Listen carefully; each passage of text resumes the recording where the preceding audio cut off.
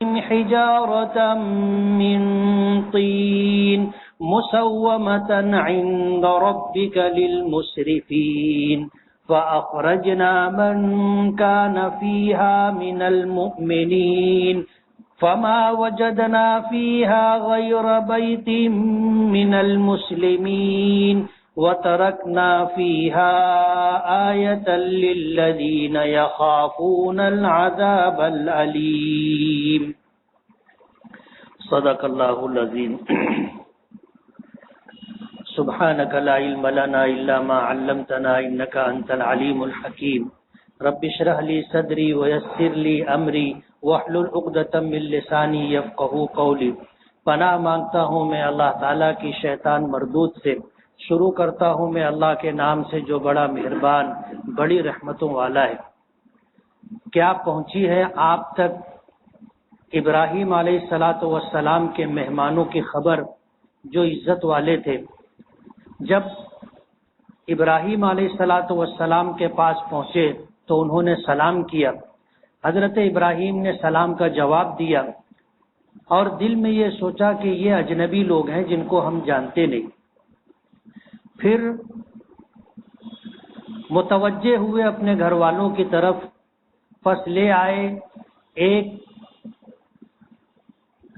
بچڑے کا گوشت جو تلا ہوا تھا اور وہ پیش کیا ان فرشتوں کے سامنے. جب ان فرشتوں نے ہاتھ نہیں بڑھایا ابراہیم علیہ السلام نے کہا کہ تم لوگ کیوں نہیں کھاتے ہو. پھر دل ہی دل میں ابراہیم علیہ السلام نے ان سے خوف محسوس کیا تو فرشتوں نے کہا کہ تم ڈرو مت. اور خوشخبری دی ان فرشتوں نے ابراہیم علیہ السلام کو ایک ایسے بچے کی جو صاحب علم ہوگا. ابراہیم علیہ السلام کی عورت متوجہ ہوئی. حیرت کے ساتھ اس نے اپنے چہرے پر ہاتھ مارا اور کہنے لگی کہ میں تو بوڑھی ہوں اور بانجھ بھی ہوں. تو فرشتوں نے کہا کہ ایسا ہی ہوگا جیسا تیرے رب نے فرمایا ہے. بے شک وہ حکمت والا اور جاننے والا ہے. ابراہیم علیہ السلام نے ان فرشتوں سے پوچھا کہ تمہارا کیا پیغام ہے. وہ کہنے لگے کہ ہم بھیجے گئے ہیں ایک ایسی قوم کی طرف جو گنہگار ہیں. ہم ان کے اوپر مٹی کے بنے ہوئے پتھر برسائیں گے جو نشان زد ہوں گے تیرے پروردگار کی طرف سے ان گنہگاروں کے لیے. پس ہم نے نکال دیا ان لوگوں کو جو ایمان والے تھے اس بستی میں. پس ہم نے نہیں پایا اس بستی میں مسلمانوں کا کوئی مقام کوئی مکان سوائے ایک کے. اور ہم نے اس بستی کے اندر نشانیاں چھوڑ رکھی ان لوگوں کے لیے جو دردناک عذاب سے ڈرتے ہیں. یہ سورہ ذاریات کی کچھ آیتیں تھیں جس کی تلاوت کی اور جس کا ترجمہ آپ نے سنا. قرآن کریم میں جو واقعات بیان کیے جاتے ہیں وہ قصہ گوئی کے لیے نہیں ہے. ان واقعات کے بیان کرنے کا مقصد یہ ہوتا ہے کہ اللہ کے فرما بردار بندوں کے ساتھ اللہ کا کیا معاملہ ہوتا ہے اور اللہ کے نافرمان بندوں کے ساتھ اللہ کا کیا معاملہ ہوتا ہے. نبی کریم صلی اللہ علیہ وسلم آخری نبی.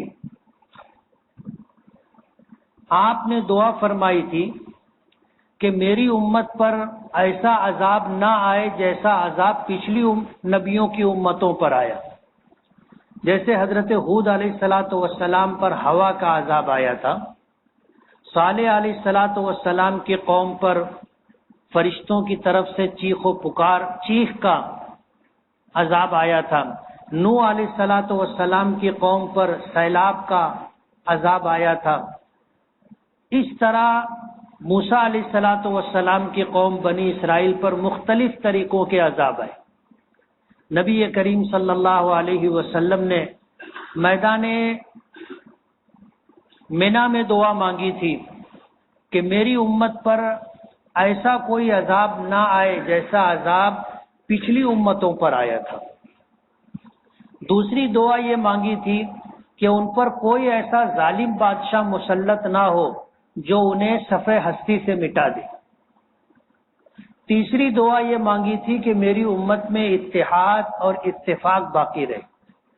مفسرین نے لکھا ہے کہ اللہ پاک کی طرف سے اس دنیا میں جو عذاب آتا ہے وہ اس کے آنے کے یہی تین راستے، یا تو پچھلی قوموں کی پر جیسا عذاب آیا تھا اللہ ویسے ہی عذاب بھیجے، پتھروں کی بارش ہو،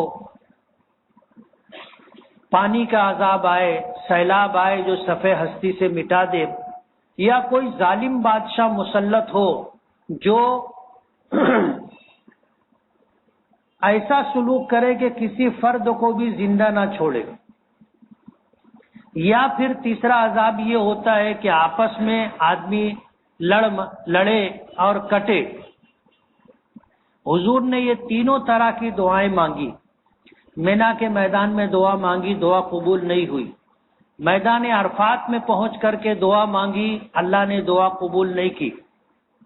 پھر میدان عرفات سے جب آپ واپس مزدلفہ آئے، مزدلفہ پہنچ کر کے بھی آپ نے یہی دعا مانگی، تو اللہ پاک نے دعا کو پہلی دعا قبول فرما لی کہ اب رہتی دنیا تک ایسا عذاب آپ کی امت پر نہیں آئے گا جیسا عذاب پچھلی امتوں پر آیا۔ آگ کی بارش، پتھروں کی بارش، فرشتوں کی چیخ، پانی کا سیلاب، ہوا کا عذاب، زمینوں کا اٹھا کر کے آسمان سے پلٹ دینا، یہ عذاب نہیں آئے گا۔ دوسری دعا بھی قبول کر لی کہ قیامت تک کوئی ایسا ظالم بادشاہ آپ کی امت پر مسلط نہیں ہوگا جو پوری امت کو ختم کر دے۔ ایسا کوئی ظالم بادشاہ مسلط نہیں ہوگا۔ ہم یہ دونوں طرح کے عذاب سے محفوظ ہیں۔ پہلی امتوں پر جو عذاب آیا وہ عذاب بھی نہیں آئے گا، اور قیامت تک بڑے سے بڑا ظالم آ جائے وہ ہمیں صفحے ہستی سے مٹا نہیں سکتا۔ اس لیے جو بھی برسر اقتدار ہو، یہ ڈر نہیں ہے کہ وہ ہمیں صفحے ہستی سے مٹا دے گا۔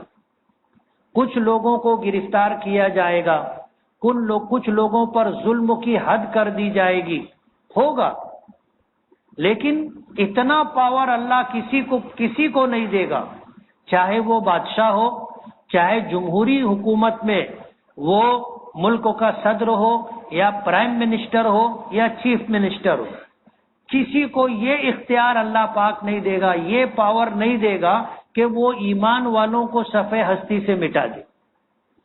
ہمیں اس کا بھی ڈر نہیں۔ تیسری دعا حضور نے مانگی تھی کہ امت میں اتحاد اور اتفاق پیدا ہو۔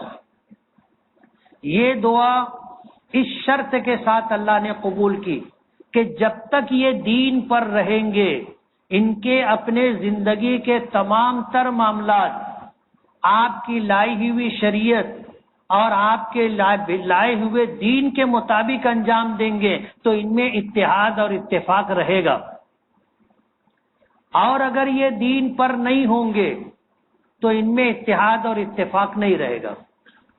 آج ساری دنیا کوشش کر رہی ہے کہ ہم میں اتحاد اور اتفاق ہو جائے، ہزاروں تدبیریں اختیار کی جاتی ہیں، لالچ دیا جاتا ہے، مقامات اور عہدے دیے جاتے ہیں، لیکن اس کے بعد بھی اتحاد اور اتفاق نہیں ہوگا۔ اتحاد اور اتفاق کی بنیاد ایک ہے، اور وہ یہ کہ ہم دین پر ہوں گے، اللہ اس کے رسول کے حکموں کی تابع داری کرتے رہیں گے تو ہم میں اتحاد رہے گا، اور اگر ہم اللہ کے دین پر نہیں ہے، نبی کے طریقے پر نہیں ہے تو ہم میں اتحاد اور اتفاق نہیں ہوگا۔ اور یہ بھی اتفاق نہ ہونا اللہ کے عذاب میں سے ایک عذاب ہے۔ ہم لوگ ہی ایک دوسرے کو مارتے رہیں گے، کاٹتے رہیں گے، بے وزن کرتے رہیں گے، ذلیل ہوتے رہیں گے، یہ چلتا رہے گا۔ اگر اس عذاب سے بھی امت کو بچنا ہے تو اس کے لیے اللہ کے دین پر آنا ہوگا، اپنے تمام تر معاملات دین کے مطابق انجام دینے ہوں گے، اپنے تمام تر جھگڑے شریعت کے مطابق، شریعت کے اصولوں پر نمٹانے ہوں گے، تب جا کر کے ہم میں اتحاد اور اتفاق ہوگا۔ جن آیات کی میں نے تلاوت کی ہے اس میں حضرت ابراہیم علیہ الصلوۃ والسلام کا تذکرہ ہے۔ ابراہیم علیہ الصلوۃ والسلام عراق کے ایک شہر قرد کے رہنے والے تھے۔ ایسے گھر میں پیدا ہوئے تھے جو گھر بت بنانے والوں کا تھا، جو مورتی بناتے تھے، بت بناتے تھے، بیچا کرتے تھے، یہی ان کا روزگار تھا۔ ابراہیم علیہ الصلوۃ والسلام ایسے گھرانے میں پیدا ہوئے۔ اب اسی کام سے ان کو بھی لگایا گیا۔ قصہ مختصر یہ کہ ابراہیم علیہ الصلوۃ والسلام مارکیٹ میں، بازار میں جا کر کے ان بتوں کو بیچنا، جو ذمہ داری گھر کی طرف سے دی گئی تھی، اس کو پورا کر رہے تھے، مگر ظاہر بات ہے کہ بیچنے کے لیے جو طور طریقہ ہوتا ہے اس سے ہٹ کر کے وہ بات کرتے تھے۔ وہ کہتے تھے کہ یہ بت بیچنے کے لیے آیا ہوں، یہ نہ دیکھتا ہے، نہ بولتا ہے، نہ سنتا ہے، نہ کچھ بناتا ہے، نہ کچھ بگاڑ سکتا ہے۔ اب ظاہر بات ہے کون لے گا؟ صبح سے شام تک آواز دیتے رہے، کسی نے ان سے خریداری نہیں کی، سب لے کے واپس آ گئے۔ گھر کے لوگ پریشان تھے کہ یہ تو کچھ بھی نہیں کر کے آیا۔ معلومات لی تو معلوم پڑا کہ معاملہ ایسا ہے۔ گھر کے لوگ بھی پریشان ہو گئے۔ بادشاہ وقت نمرود تھا، وہ بھی بت پرست تھا۔ اس نے ابراہیم علیہ الصلوۃ والسلام کے خلاف سزا کا فیصلہ کر لیا، اور ہوا یہ کہ ایک بہت بڑی آگ تیار کروائی اور ابراہیم علیہ الصلوۃ والسلام کو زندہ اس آگ میں ڈال دیا گیا۔ قرآن کریم میں تفصیلی واقعہ ہے۔ اللہ پاک نے آگ کو حکم دیا، یا نارو کونی بردا وسلاما علی ابراہیم، اے آگ ابراہیم علیہ الصلوۃ والسلام پر ٹھنڈی اور سلامتی والی بن جا۔ آگ تو اللہ کے حکم کے تابع ہے، اس کا کام جلانا ہے، لیکن جلانا بھی اللہ کی مرضی پر ہے۔ اللہ چاہے گا تو جلائے گی، اللہ نہیں چاہے گا تو نہیں جلائے گی۔ ابراہیم علیہ الصلوۃ والسلام کو آگ میں ڈالا گیا، آگ ان کے لیے باغ و بہار بن گئی۔ جب انہوں نے دیکھا کہ اب اپنے ان کا کچھ بگاڑ نہیں سکتے تو پھر تڑی پار کیا، بستی سے نکلنے کا حکم دے دیا کہ ہماری حدود سلطنت میں نہیں رہنے کا۔ ابراہیم علیہ الصلوۃ والسلام کے بارے میں بادشاہ وقت کا فیصلہ تھا، اور یہی فیصلہ گھر والوں نے بھی کیا کہ گھر سے نکلو۔ گھر والوں نے گھر سے نکالا، بادشاہ وقت نے اپنے ملک سے نکلنے کا آرڈر دیا۔ اب ابراہیم علیہ الصلوۃ والسلام اپنے بھتیجے لوط علیہ الصلوۃ والسلام کو لے کر کے ہجرت کر گئے اور عراق سے نکل کر کے ملک شام چلے گئے۔ ملک شام جا کر کے وہاں بود و باش اختیار کی، وہاں رہے اور رہنے کے بعد حضرت اسماعیل کی پیدائش ہوئی، اور پھر حضرت اسماعیل کا پورا قربانی کا جو واقعہ آپ سنتے ہو وہ پیش آیا۔ ابراہیم علیہ الصلوۃ والسلام کی دوسری بیوی سے حضرت اسماعیل کی پیدائش ہوئی۔ پہلی بیوی بانجھ تھی، ان سے اولاد نہیں ہو رہی تھی، اور یہی وجہ تھی کہ جب دوسری بیوی حضرت ہاجرہ سے اولاد ہوئی تو پہلی بیوی نے ابراہیم علیہ الصلوۃ والسلام سے یہ کہا کہ ان کو میری نظروں کے سامنے سے ہٹاؤ، اور اللہ کا حکم بھی آیا کہ ان کو لے جا کر کے مکۃ المکرمہ، جو اس وقت وادی غیر ذی زرع تھا، کوئی آبادی نہیں تھی، چاروں طرف پہاڑ اور بیچ میں ایک وادی تھی، وہاں چھوڑنے کا حکم ہوا۔ ابراہیم علیہ الصلوۃ والسلام نے اللہ کے حکم کی تعمیل کی، اور پھر پورا وہ واقعہ بیت اللہ کی تعمیر ہے اور زمزم کے چشمے کا وجود ہے، اور اسی طرح مکۃ المکرمہ کی آبادی ہے، وہ سب کچھ واقعہ پیش آیا۔ اب ابراہیم علیہ الصلوۃ والسلام ملک شام میں تھے۔ اللہ پاک نے فرشتوں کی ایک جماعت بھیجی، اور یہ فرشتے وہ تھے جو عذاب لے کر کے آئے تھے، عذاب لے کر کے آئے تھے اللہ کے حکم سے۔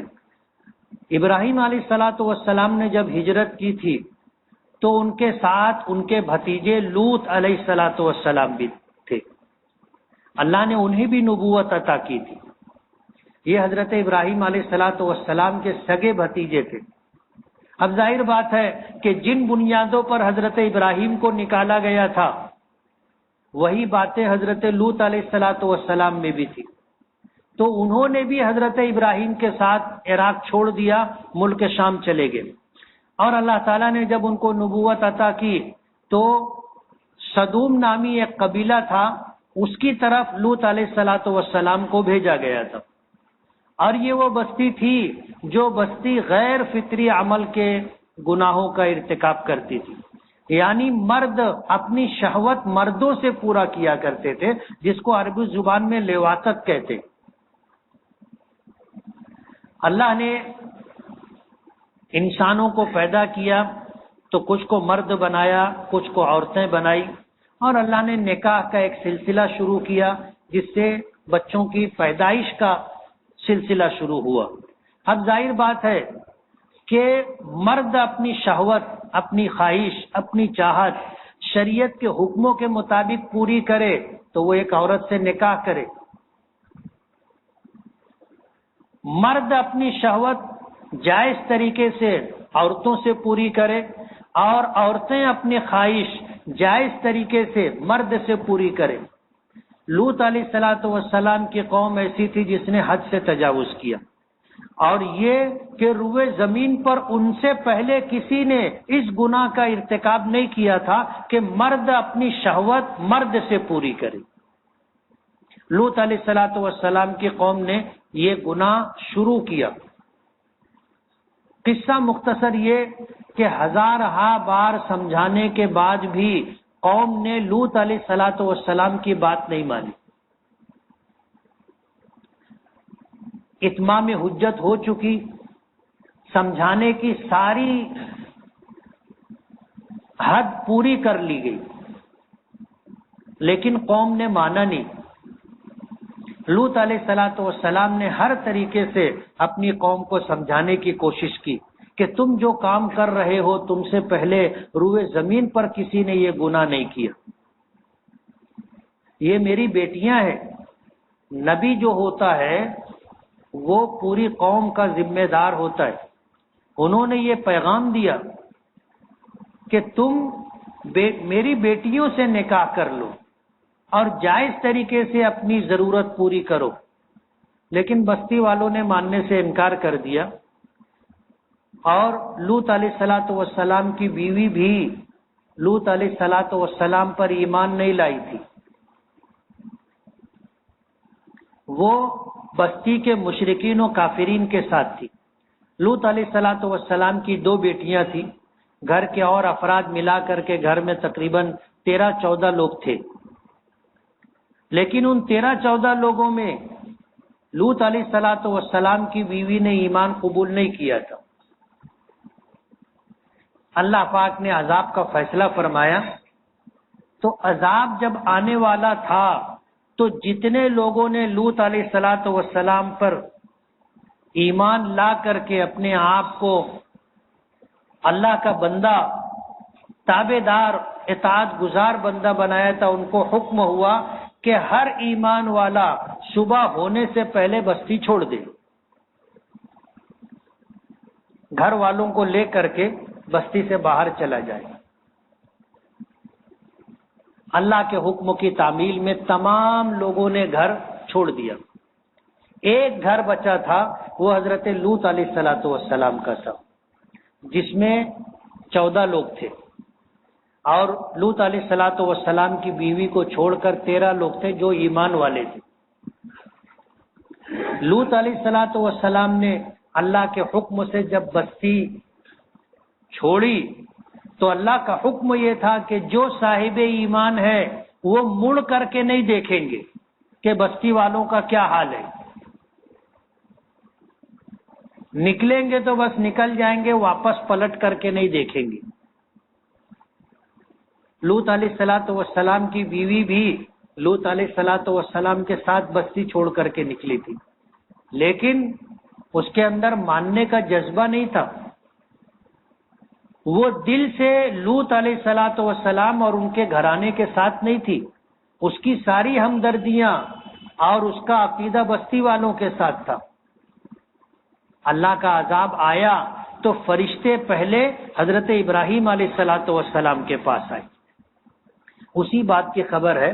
اللہ پاک فرماتے ہیں حل اتاک حدیث ضیف ابراہیم المکرمین، کہ ہمارے نبی اے محمد صلی اللہ علیہ وسلم، کیا آپ کے پاس ابراہیم علیہ الصلوۃ والسلام کے مہمان جو عزت والے تھے اس کی خبر ہے؟ ظاہر بات ہے اللہ کے نبی صلی اللہ علیہ وسلم کو جو خبر بھی ملتی تھی وہ اللہ پاک کی طرف سے آتی تھی.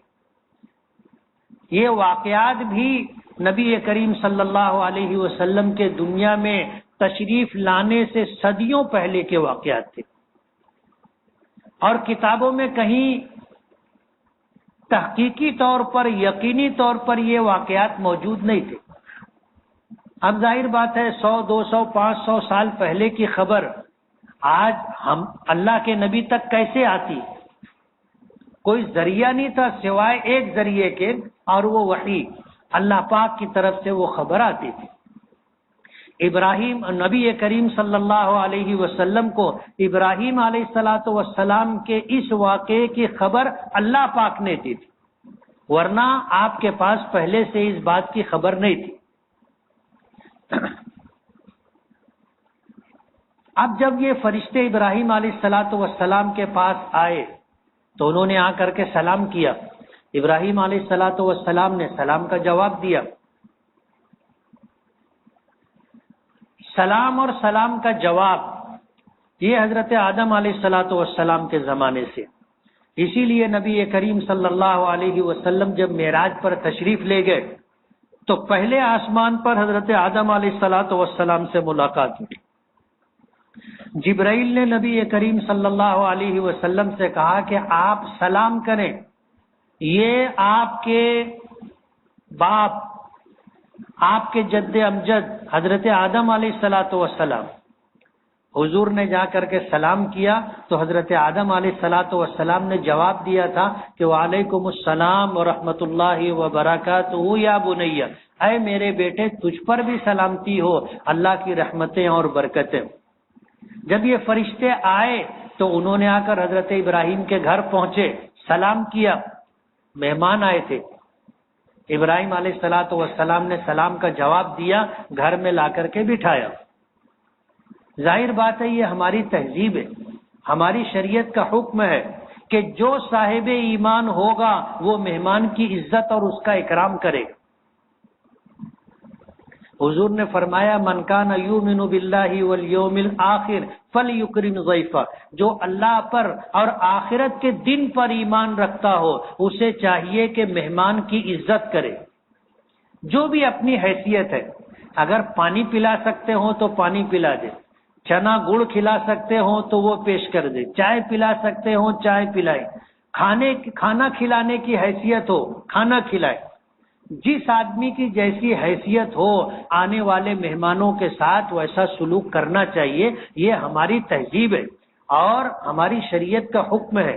ایک نبی کیسے آنے والے مہمانوں کی خاطر تواضع نہیں کرتا؟ ابراہیم علیہ الصلوۃ والسلام نے مہمانوں کو گھر میں بٹھایا. یہ تھے فرشتے جو اللہ کا عذاب لے کر کے آئے تھے، اور لوط علیہ الصلوۃ والسلام کی قوم پر وہ عذاب اترنا تھا. پہلے حضرت ابراہیم کے گھر آئے، انسانی شکل میں تھے. ابراہیم علیہ الصلوۃ والسلام نے یہ سمجھا کہ یہ انسان ہے، اس لیے ان کو گھر میں بٹھایا. اب گھر میں بٹھانے کے بعد سلام کا جواب دیا. قوم منکرون، دل میں یہ خیال آیا کہ یہ اجنبی لوگ ہیں، پہلے کبھی ملاقات نہیں ہوئی. قوم منکرون، یہ ایسے لوگ ہیں جن کو ہم نہیں پہچانتے، اجنبی لوگ ہیں. لیکن ظاہر بات ہے مہمان پہلی ہی مرتبہ آیا ہو، جان پہچان نہ ہو، خاطر تواضع تو کرنی ہے. ان کو گھر میں بٹھایا اور گئے. ایک بچڑا تھا، اس کا گوشت تیار کیا اور پھر کھانے کے لیے لا کر کے دسترخوان لگایا، کھانا سجایا اور ان کو کھانے کی دعوت دی. وہ فرشتے تھے، انسان نہیں تھے کہ وہ کھاتے. ان کی غذا تو نماز ہے، تلاوت ہے، اللہ کا ذکر ہے. عبادت ہی ان کی غذا ہے۔ اب ظاہر بات ہے دسترخوان تو انسانوں کے لیے لگتا ہے، تو انہوں نے کھانے کی طرف کوئی ہاتھ بڑھایا نہیں۔ ابراہیم علیہ السلام نے اپنی ذمہ داری پوری کی، فقربہ الیہم، دسترخوان لگا کر کھانا سجا دیا۔ جب انہوں نے کھانے کی طرف کوئی رغبت ظاہر نہیں کی اور بلانے کے بعد بھی دسترخوان پر نہیں بیٹھے، تو ابراہیم علیہ السلام نے فرمایا الا تاکلون، تم لوگ کھاتے کیوں نہیں ہو؟ کھاتے کیوں نہیں؟ کھاؤ۔ جب انہوں نے کسی طرح کھانے سے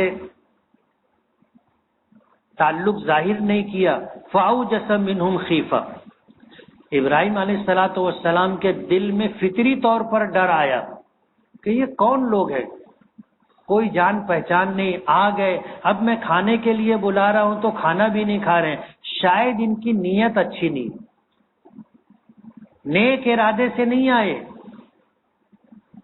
اب ظاہر بات ہے کہ آدمی گھر آیا، ہم نے پانی پلا دیا، تو جس آدمی کو دشمنی ہوتی ہے وہ پانی نہیں پیتا،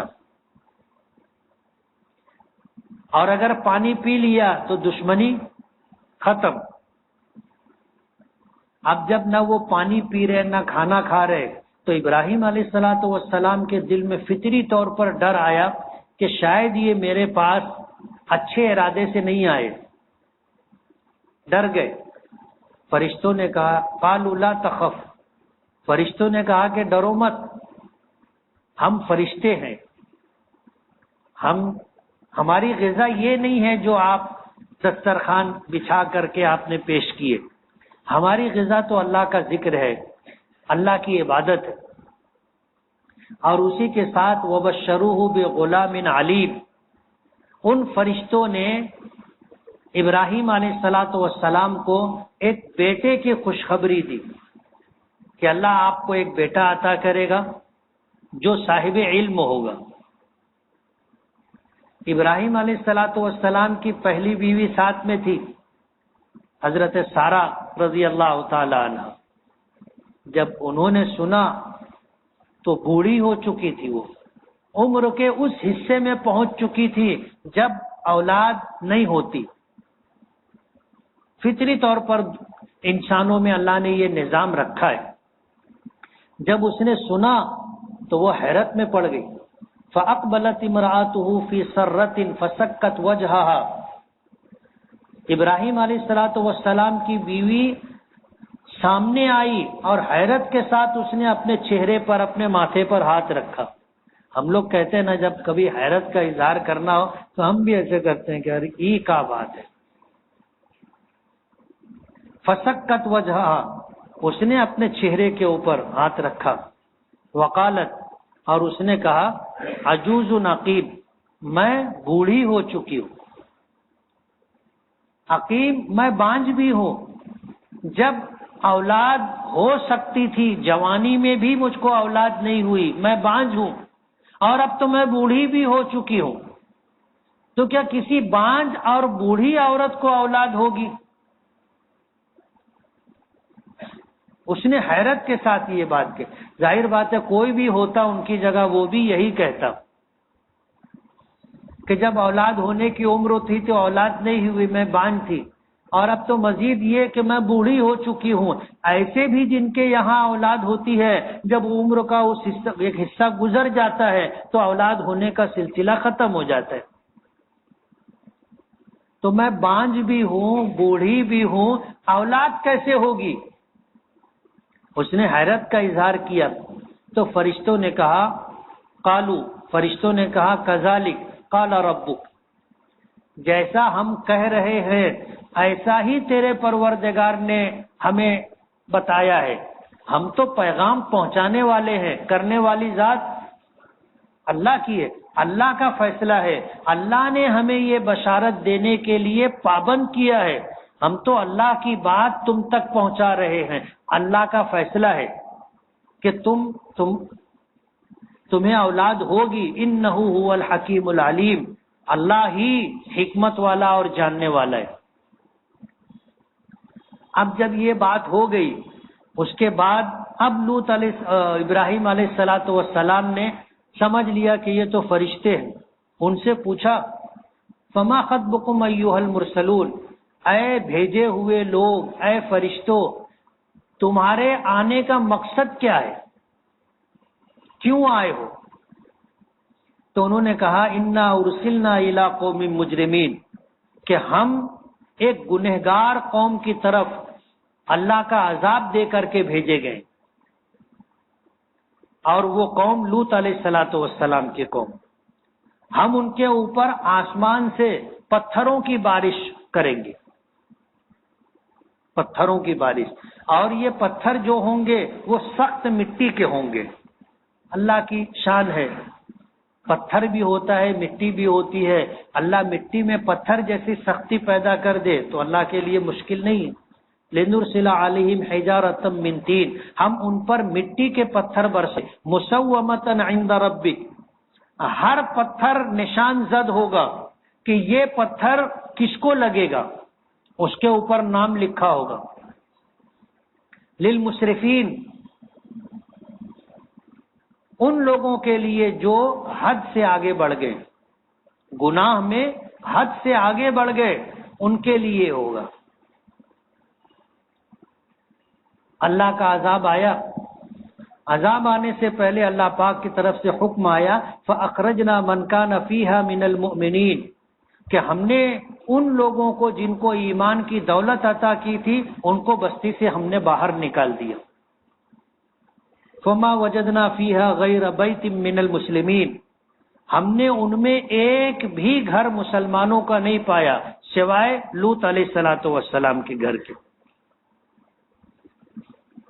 اللہ کا عذاب آیا. لوط علیہ السلام کے گھرانے نے بستی چھوڑی، اور یہ آخری گھرانہ تھا جو بستی سے نکل رہا تھا. اللہ کا عذاب شروع ہو گیا.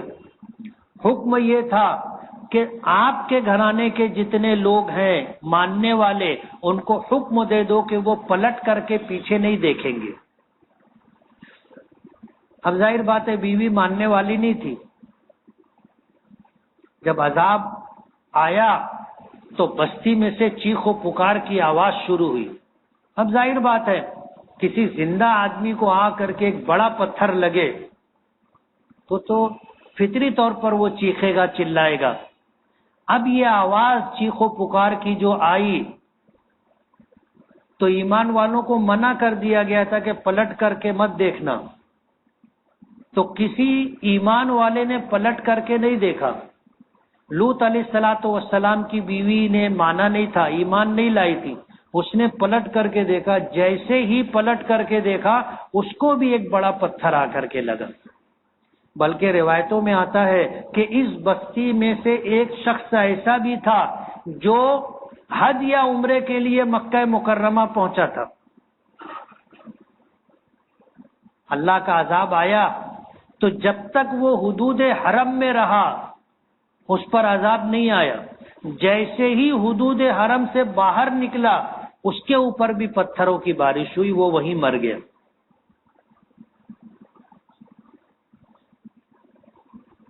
تو لوط علیہ السلام کی بیوی بھی بستی والوں کے ساتھ اللہ کے عذاب سے دوچار ہوئی، اور وہ بھی جو ہے اللہ کے عذاب میں مبتلا ہو کر کے مر گئی. فرماتے ہیں وَتَرَكْنَا فِيهَا آيَةً لِلَّذِينَ يَخَافُونَ الْعَذَابَ الْعَلِيمَ. لوط علیہ السلام کی بستی قبیلہ سدوم پر جو اللہ کا عذاب آیا تھا، اللہ نے اس کو عبرت کا نشان بنا دیا. عبرت کا نشان.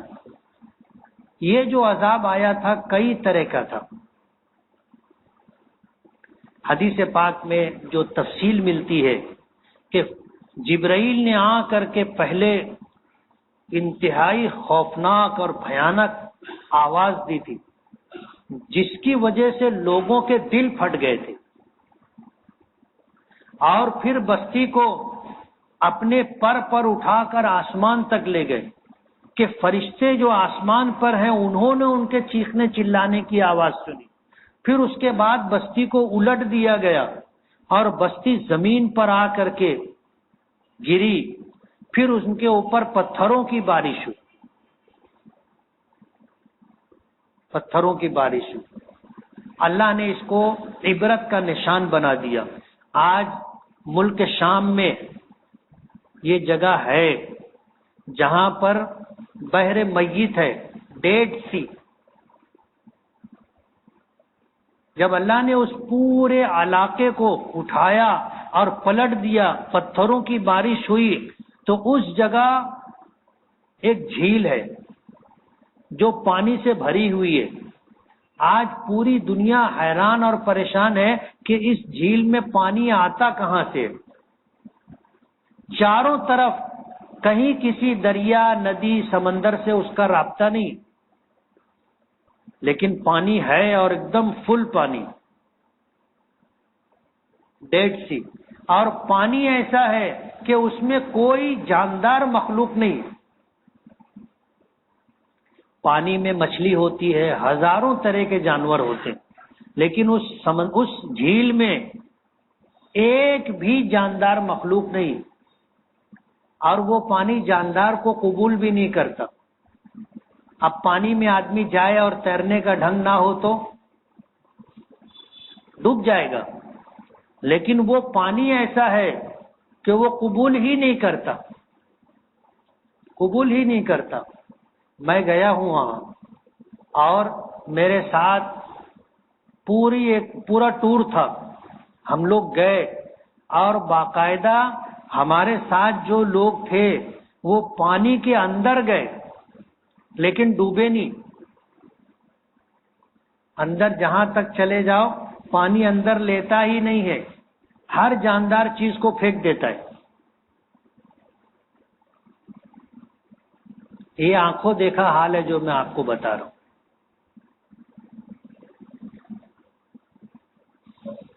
اللہ پاک نے فرمایا کہ وَتَرَكْنَا فِيهَا آیا، ہم نے اس کو عبرت کا نشان بنا دیا اور رہتی دنیا تک، قیامت تک رہے گا.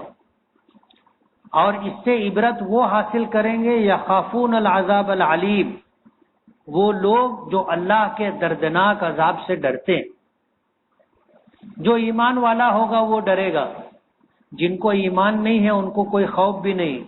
آج پورا یورپ اور اسی طرح عیسائی دنیا اور دنیا بھر کے لوگ اس پانی میں جا کر کے نہاتے ہیں، اور وہ پانی ایسا ہے کہ اس پانی میں پوری دنیا میں جتنا سمندر کا پانی ہے اتنا زیادہ کھارا پانی کہیں نہیں ہے. سائنسداں لوگوں نے اس پانی پر ریسرچ کر کے یہ بتایا کہ اس میں 35% نمک ہے. دنیا کے کسی پانی میں اتنا نمک نہیں، لیکن اس پانی میں 35% نمک ہے. اتنا زیادہ نمکین پانی، نہ اس میں کوئی جاندار، اور نہ وہ پانی جاندار کو قبول کرتا ہے. جن کو تیرنے کا ڈھنگ ہو نہ ہو سب پانی میں کود جاتے ہیں، اور جب نکلتے ہیں تو ہم لوگ چاہتے ہیں کہ اللہ ہمیں رنگ گورا دے، برابر ہے.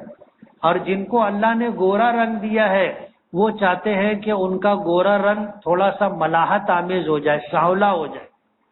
تو وہ لوگ جا کے اس پانی میں نہاتے ہیں اور باہر آ کر کے ننگے برہنہ بغیر کپڑے کے دھوپ میں پڑے رہتے، لائن لگی رہتی. اور روز کا یہی معاملہ ہے. وہ اللہ نے اس جگہ کو عبرت کا نشان بنا دیا. روئے زمین کا بدترین گناہ مرد سے اپنی ضرورت پوری کرے اور عورت سے اپنی ضرورت پوری کرے. روئے زمین کا بدترین گناہ جس کی وجہ سے اللہ کا عذاب آیا تھا. فرمایا وَتَرَكْنَا فِيهَا آیا، ہم نے اسے نشان عبرت بنا دیا. اس بستی میں ہم نے عبرت کی نشانی رکھی ان لوگوں کے لیے جو دردناک عذاب سے ڈرتے ہیں.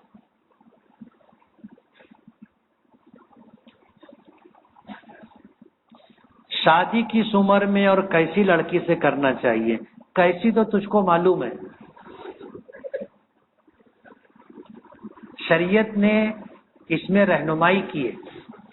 حدیث پاک میں آتا ہے حضور نے فرمایا تنکح المرأة لأربع، لمالها ولجمالها وَلِحَسَبِهَا وَلِدِينِهَا فَاظْفَرْ بِذَاتِ الدِّينِ. لوگ 4 خوبیوں کو دیکھ کر کے نکاح کرتے ہیں. جن کو مال سے محبت ہوتی ہے وہ مالدار گھرانہ ڈھونڈتے ہیں، مالدار گھر سے لڑکی لاتے ہیں. جن کو خوبصورتی پسند ہوتی ہے وہ خوبصورتی تلاش کرتے ہیں، اور جن کو خاندان پسند ہوتا ہے تو وہ خاندان ڈھونڈتے ہیں کہ اچھے خاندان کی، ایسے خاندان کی، ویسے خاندان کی لڑکی چاہیے. اور کچھ لوگ دینداری دیکھ کر کے نکاح کرتے. حضور نے فرمایا فَاظْفَرْ بِذَاتِ الدِّین، دینداری دیکھ کر نکاح کرو، کامیاب رہو گے. کیوں؟ مال آنے جانے والی چیز ہے، ہمیشہ کسی کے پاس رہتا نہیں. اور میں نے کبھی یہ بات بتائی کہ مالداری تیسری پیڑھی تک نہیں پہنچتی. آپ دیکھ لو جو پہلے مالدار تھے آج ان کے خاندان، ان کی اولاد، ان کی نسلیں مالدار نہیں. کتنے غریب تھے آج ان کی اولاد مالدار ہو گئی.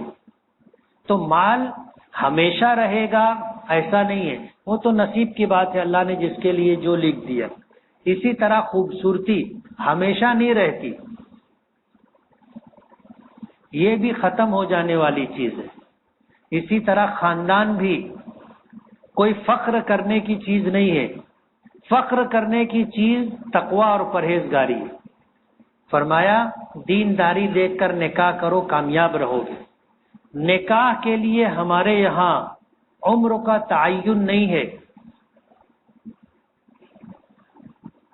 شادی کسی بھی عمر میں کی جا سکتی، نکاح کبھی بھی کیا جا سکتا ہے. بالغ ہونے کے بعد لڑکی عموماً 9 سال، 10 سال، 11 سال، 12 سال میں بالغ ہو جاتی. بالغ ہونے کا مطلب یہ ہے کہ وہ نکاح کی عمر کو پہنچ گئی. نبی کریم صلی اللہ علیہ وسلم نے اپنی بیٹی حضرت فاطمہ رضی اللہ تعالی عنہا کا نکاح 13 سال کی عمر مکمل ہو گئی تھی، 14ویں سال میں داخل ہوئی تھی، نکاح کر دیا تھا. ہمارے یہاں عمر کی کوئی قید نہیں. میں ایک قرآن خوانی میں گیا تو مولانا صاحب نے دعا میں یا علی یا فاطمہ یا غوث اعظم اس طرح کے الفاظ سے دعا کی. تو ایسے موقع پر ہمیں کیا کرنا چاہیے؟ ظاہر بات ہے کہ دینے والی ذات کون سی ہے؟ اللہ کی. اللہ سے مانگنا چاہیے. اگر کوئی اللہ کے علاوہ کسی اور سے مانگتا ہے تو وہ غلط طریقے سے مانگ رہا ہے. ہمیں اسی وقت اللہ کی طرف رجوع ہونا چاہیے. اور اس طرح کا اگر کوئی جملہ کانوں تک پہنچا تو ہمیں پڑھنا چاہیے لا الہ الا اللہ محمد الرسول اللہ. اگر کوئی شخص نماز پڑھ رہا ہو اور زوال کا وقت شروع ہو جائے تو نماز ہو جائے گی یا لوٹانی پڑے گی؟ مکروہ اوقات میں نماز پڑھنا مکروہ ہے. نماز ہو جائے گی لیکن نماز مکروہ ہوگی. کشف کسے کہتے ہیں اور یہ کن لوگوں کو ہوتا ہے؟ کشف کہتے ہیں کہ کسی کے حالات سے واقف ہو جانا. یہ تعلق مع اللہ جن لوگوں کو حاصل ہوتا ہے ان میں سے کچھ لوگوں کو اللہ تعالیٰ یہ کرامت عطا کرتے کہ جب کوئی ان کے پاس آتا ہے تو ان کے احوال ان پر کھل جاتے کہ اس آدمی کے حالات کیسے ہیں. یہ اللہ والے لوگ ہوتے ہیں، انہیں پتہ چلتا ہے. اور اسی طرح کچھ جادوگر ہوتے ہیں جن کی مدد شیاطین کرتے ہیں. اگر اللہ والوں کی طرف سے اس طرح کی بات آئے تو اس کو کشف کہا جائے گا، اور اگر اللہ والوں سے ہٹ کر کے کسی کافر مشرک کی طرف سے یہ بات ہو تو اس کو استدراج کہا جائے گا. کیا ہوتا ہے کہ جب کوئی آتا ہے تو اس کے ساتھ ہمزاد ہوتے، جیسے اللہ پاک کی طرف سے کرامن کاتبین ہیں جو نامہ نیکی اور بدی لکھتے ہیں، تو ہر انسان کے ساتھ شیطان کی طرف سے بھی کوئی نہ کوئی مقرر ہوتا ہے جو اس کو گناہ پر آمادہ کرتا رہتا ہے، اس کو ہمزاد کہتے ہیں. تو شیطان اس سے پوچھ لیتا ہے کہ یہ کیوں آیا ہے، کیا مسئلہ ہے اس کا کیا نام ہے، کیا کام ہے. فرشتہ وہ اپنا شیطان وہ حمزاد سے پوچھ لیتا اور یہ جادوگر کے آ کر کان میں بول دیتا کہ یہ آیا ہے، اس کا نام اسماعیل ہے، اس کی عورت بہت ستاتی ہے، یہ وہی دعا تعویذ کے لیے آیا ہے۔ تب وہ جو ہوتا ہے جادوگر وہ بولتا ہے آؤ آؤ آؤ اسماعیل بھائی۔ اب وہ جانے والا حیران ہو جاتا ہے کہ یار بابا کو تو میرا نام معلوم ہے، اور پھر بابا اس کو بول بھی دیتے بہت ستائے ہوئے ہو، بیوی بہت پریشان کرتی ہے، تو آدمی کو عقیدہ ہو جاتا ہے کہ یار بابا کو تو سب معلوم ہے۔ تو یہ استدراج ہوتا ہے۔ اگر کوئی اس طرح بتا بھی دے تو اس کے چکر میں آنے کا نہیں۔ حالت نماز میں اگر امام کا وضو ٹوٹ جائے تو کیا حکم ہے؟ حکم یہ ہے کہ امام صاحب مصلی سے پیچھے ہٹیں، امام کے پیچھے جو شخص ہو قریب اس کو ہاتھ پکڑ کر مصلی پر کھڑا کر دیں، آگے کی بقیہ نماز وہ پڑھائے گا۔ اسی لیے حکم ہے، نبی کریم صلی اللہ علیہ وسلم نے فرمایا کہ میرے قریب نماز پڑھنے والے وہ لوگوں اولو الاحلام والنہا جو سمجھدار ہوں، نماز میں امامت کر سکتے ہوں، ایسے لوگوں کو امام کے قریب کھڑا ہونا چاہیے۔ بعض لوگ جو ہے اس کے اہل نہیں ہوتے اور ایک دم آ کر کے امام کے قریب کھڑے ہو جاتے۔ اب اگر امام کا وضو ٹوٹا تو اب اس کو جب ہاتھ پکڑ کے آگے کرے گا بولے نہیں نہیں نہیں نہیں، ایسے کام نہیں چلے گا۔ یعنی اولو الاحلام والنہا، حضور نے فرمایا کہ فرض نمازوں کی باجماعت نماز ہو رہی ہو تو میرے قریب وہ لوگ رہے جو صاحب فہم اور عقل مند ہو، نماز پڑھانے کی اہلیت اور صلاحیت رکھتے ہو۔ فون پہ کیش بیک جو پیسہ واپس آتا ہے وہ پیسہ جائز ہے یا نہیں؟ جائز ہے۔ اگر غلطی سے کسی نامحرم پر نظر پڑ جائے تو وضو ٹوٹ جاتا ہے، بد نظری سے وضو نہیں ٹوٹتا، لیکن پہلی نظر جو اتفاقاً پڑ گئی، اپنے دیکھنا نہیں چاہتے تھے، نظر پڑ گئی، یہ گناہ نہیں ہے، فوراً نظر ہٹا لینا چاہیے۔ اور جو لوگ اس طرح کریں گے اللہ انہیں عبادت کی حلاوت نصیب کرے گا۔ نماز پڑھیں گے تو مزہ آئے گا، تلاوت کریں گے تو مزہ آئے گا، ذکر کریں گے تو مزہ آئے گا۔ اور جو لوگ اپنی نظروں کی حفاظت نہیں کرتے ان کو عبادت میں مزہ نہیں آتا۔ جیسے ہم لوگ ہیں، نماز پڑھتے ہیں، خود مزہ آتا ہے؟ نہیں آتا۔ قرآن کریم کی تلاوت ہو، اللہ کا ذکر ہو، روزہ ہو، زکوٰۃ کی ادائیگی ہو، حج عمرہ ہو، اور بھی بہت ساری عبادتیں ہم کرتے ہیں، ہم کو لطف نہیں آتا، مزہ نہیں آتا۔ اگر ہم اپنی نظروں کی حفاظت کریں گے پھر نماز میں مزہ آئے گا، تلاوت ذکر مزیدار ہو جائے گی، مسجد بھری رہے گی۔ جب دیکھو جب کوئی نہ کوئی قرآن شریف لے کر کے بیٹھا ہوگا، مزہ آئے گا۔ اب ہم کو مزہ ملتا ہی نہیں ہے تو یہ چیزیں ہم لوگ عادت کے طور پر کر لیتے۔ میں نے بتایا تھا کہ ایک ہوتی عادت اور ایک ہوتی ہے عبادت۔ ہم لوگ عادت کے طور پر نماز پڑھ لیتے بس۔ اگر عبادت ہمیں اللہ کی نافرمانیوں سے، گناہ سے نہ روکے تو یہ عادت ہے، عبادت نہیں ہے۔ سمجھ رہے ہو؟ اور اللہ ہم سے عبادت چاہتا ہے۔ کیا چاہتا ہے؟ عبادت چاہتا ہے۔ سترہ کسے کہتے؟ آدمی نماز پڑھ رہا ہو تو اپنے آگے ایک انگلی کے بقدر موٹی کوئی چیز اور ایک گز کے بقدر آگے جو لکڑی یا کوئی چیز لگائی جائے اسے سترہ کہتے۔ نمازی کے آگے سے گزرنا بڑا گناہ ہے۔ حضرت ابو ہریرہ رضی اللہ تعالی عنہ کی حدیث ہے کہ اگر کسی نمازی کے آگے سے گزرنے والے شخص کو گناہ کیا ہے معلوم ہو جائے تو وہ 40 سال تک انتظار کرے گا اس کے سلام پھیرنے کا، آگے سے نہیں گزرے گا۔ میرا ایک دوست درس قرآن میں آتا تھا، میں اس کو بولا چل درس قرآن میں، تو وہ بولا اب نہیں جاؤں گا، مفتی صاحب 1 ہفتہ آتے ہیں اور 4 ہفتہ نہیں آتے۔ میں پابندی کی پوری کوشش کرتا ہوں، لیکن کچھ حالات ایسے ہوتے ہیں جس کی وجہ سے مجبوری، ورنہ میں ہمیشہ کہیں بھی رہا اگر پہنچ سکتا تھا تو میں نے ہمیشہ پہنچنے کی کوشش کی۔ شاید آپ کو یقین نہ آئے، میں ایک درس قرآن میں رانچی میں تھا۔ کہاں تھا؟ رانچی، اور سیلاب آیا تھا، ریلوے پل بہ گیا تھا، تو میں وہاں سے کلکتہ گیا بائی روڈ۔ کلکتے سے میں نے فلائٹ کا ٹکٹ لیا، بھونیشور گیا۔ کلکتے سے بمبئی کی فلائٹ نہیں تھی، بھونیشور گیا۔ بھونیشور سے میں نے بمبئی کی فلائٹ لی، بمبئی آیا، اور بمبئی سے پھر بائی روڈ مالیگاؤں آیا۔ کتنا خرچہ ہوا تھا معلوم ہے؟ 25,000 روپیہ، لیکن میں درس قرآن میں آیا تھا۔ تو میری پوری کوشش ہوتی ہے، اور نہیں آیا تو یہ سمجھ لینا کہ کوئی واقعی مجبوری ہے۔ بیماری اور پریشانی میں مبتلا ہونے سے کیا گناہ معاف ہوتے ہیں؟ ہاں، گناہ معاف ہوتے۔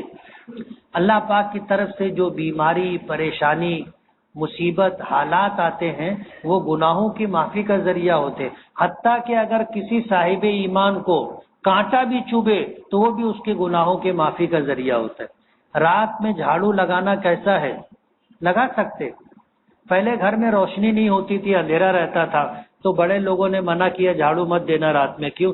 ہو سکتا ہے کوئی قیمتی چیز کچرے میں باہر چلی جائے، اس لیے۔ باقی شریعت میں رات میں جھاڑو دینا منع نہیں ہے۔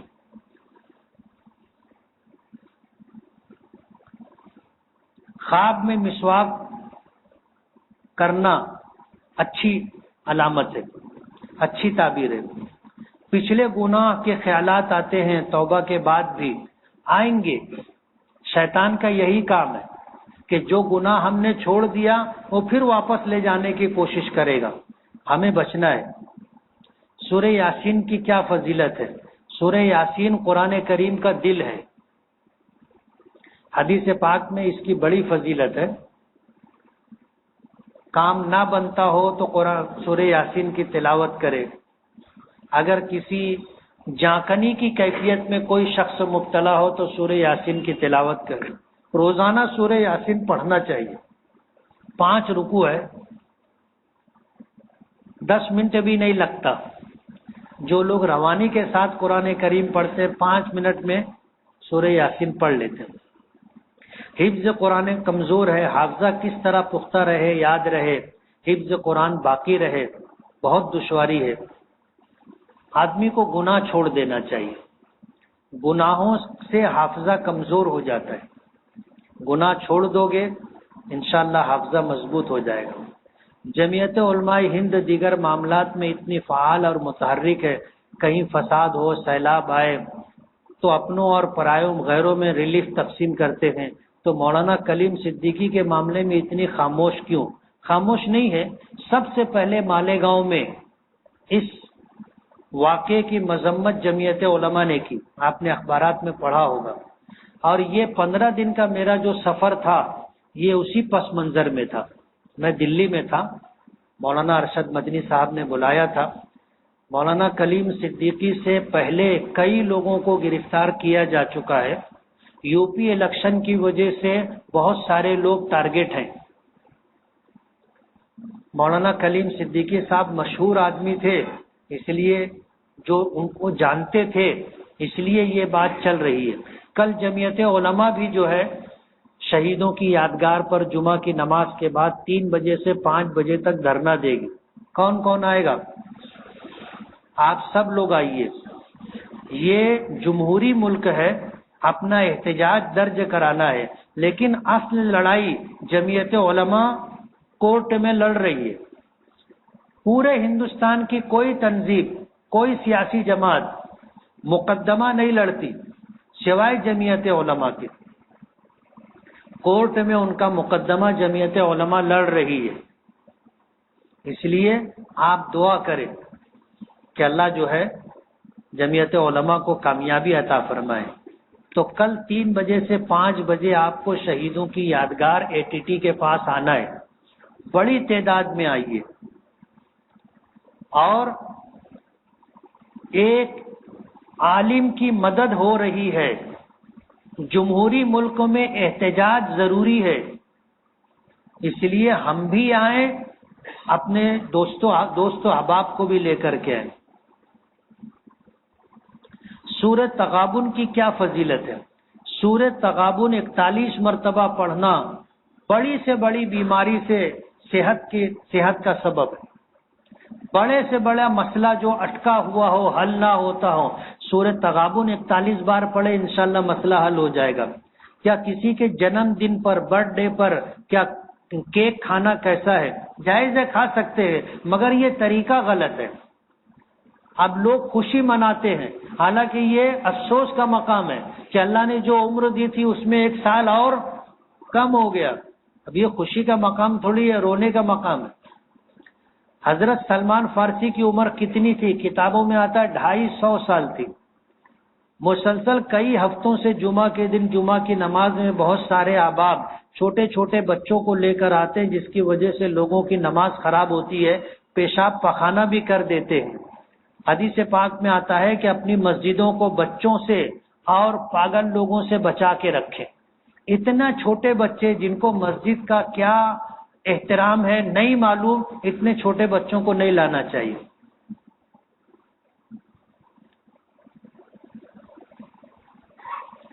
مفتی صاحب، اگر کسی اللہ والے کا کوئی قول ہے اور کوئی شخص اسے بیان کرتا ہے اور اسے پتہ نہیں ہے کہ یہ کس کا قول ہے، تو کیا کسی بھی اللہ والے کا نام لے کر بہترین قول نقل کر سکتے ہیں؟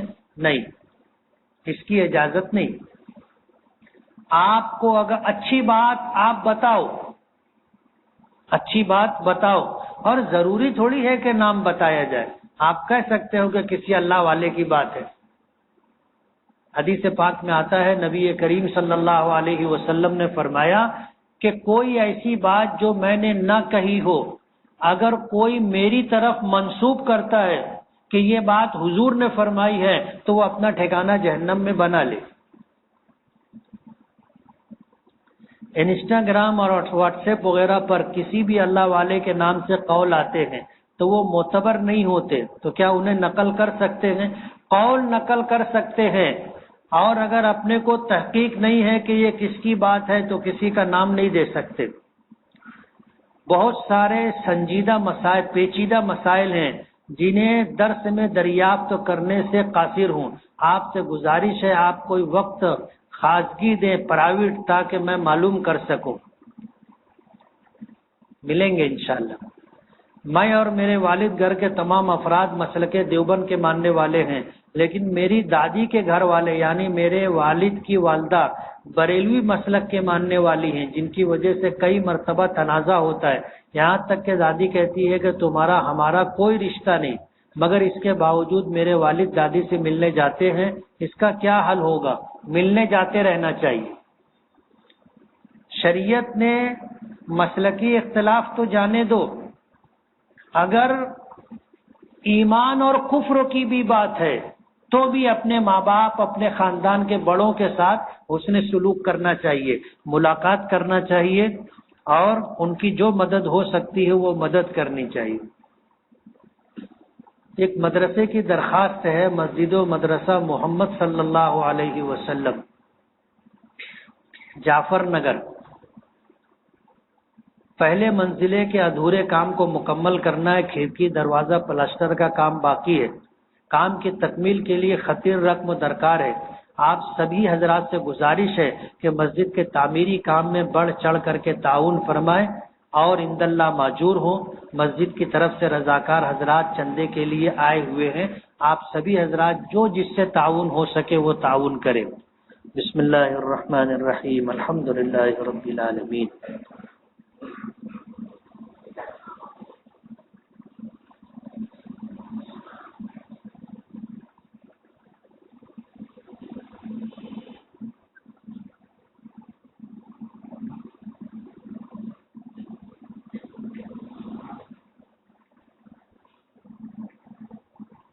رحمتک یا ارحم۔